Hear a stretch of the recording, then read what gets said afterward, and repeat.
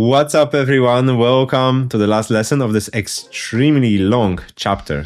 We are finally bringing this image home. We will put everything together. We will make it shine. We will just do the post-production. There's nothing else to say. Let's get at it. So this is our raw render with Tripod 3D model inside of it.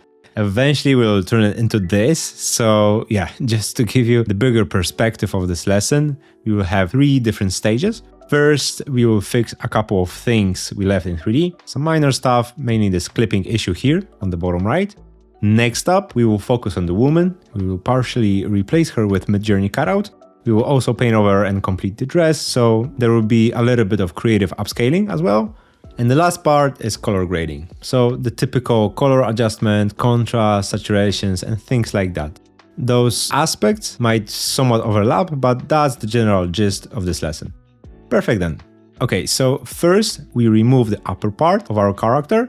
We had a second rendering without her, so we can put it under. It will make our life a little bit easier when we replace the cutout from Midjourney, so we will get back to it in a moment. We extend the railing on the left. You would imagine that we would do things like that in 3D, but yeah, here we are. We fix those 3D issues I mentioned earlier. We can fill the area with black. This will create some sort of natural vignette and indicate that we are seeing a wall and not our side of it. And yeah, nobody will question it, so it's a nice little trick whenever you need to use one. Next up, we have some color adjustments. We are using curves to make the interior look a little bit better. We lifted the mid-ranges, making the interior more attractive, brighter and clear. And I guess that's that for the first stage. It's done.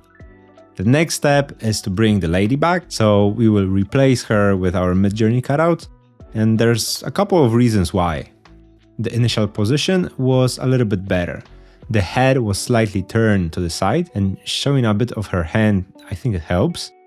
The 3D version we had was facing more towards the window, which wasn't ideal for us. So of course we can go either way, but I think that one was better. It's not about sticking with the model, but it's about getting something realistic after applying Magnifique. So that's why we chose her. We paste the Midjourney character and we do a series of fixes. So we mainly go over highlights on the dress. We remove the highlights on her forehead. We tone them down. They don't match the lighting and the contact shadow, so we go through it. There are a series of micro adjustments around this area as well. Actually, we could take care of it before while doing the 3D model, but that's okay. All tricks are allowed. We also fix the hand and reduce those highlights a bit. Next up, something really cool. We use Firefly and create the flowing dress. I'm not sure if you still remember, but with Firefly, we can do pretty much anything. And here we have a couple of different techniques. First, we select an area and type our prompt. We don't expect to be done immediately, especially if we select such a huge area, but we are moving one step ahead. We get a part of it first, and then we keep going. We continue generating the dress, and it's a very fun and organic process. We have incredible flexibility here. We are not concerned exactly how the folds will go at this moment, but we are like filling up the space. So there's just a selection area with a prompt, a long flowing dress, and nothing else. You can even see the hint of the mask on the layer stack. Next up, some cleaning, some minor fixes. Before we had a placeholder in 3D for this dress, but it was too long, so we can just use a stamp clone tool and make it consistent with the surroundings. You can also see some minor other fixes in this area as well. Removing the clipping, some hard lines and anything that stands out. We are also darkening a few spots on this side. There are some smudges and things visible in the background that we don't necessarily want. Moving on, we approach the dress again. This technique is even cooler than the previous one. Let me dig a previous file just to show you what happened here. We sketch out a raw shape of the dress, just like we did years ago in the guided selection lesson. The 5th lesson from this masterclass. We draw the lines to show how the wrinkles should be, to indicate that the dress should fold here, with some parts being brighter from the light under the stairs. And based on that, we got the result, which, of course isn't perfect at first, but again, it pushes us one step forward. And at this point, the character is fairly well integrated into the scene, and we should run it through Magnifique at this point. But yeah, some more minor color adjustment first. We are adding a lot of vignette on the left. The spade doesn't need to stay in focus. We also add an S-curve to enhance the overall contrast, especially in the shadows and highlights, and particularly on the lower floor. And finally, the big moment, we finally got what we wanted. It's all coming together, so we have a few magnific layers here. First up, the consistency pass, twice the upscale, typical settings of Creativity 3 and HDR -1. We focus and add some details to the character. We also got some additional punch to the living room area, especially for the glass chandelier. We can see that the woman, the dress, everything here is just stunning.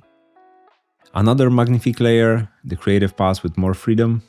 That's 4 times upscale with the same settings as before. It does a lot of good to blend everything together. We can see it slightly modifies the face positioning, which is a positive change. And suddenly the definition of the dress and everything starts to work much better in this scene.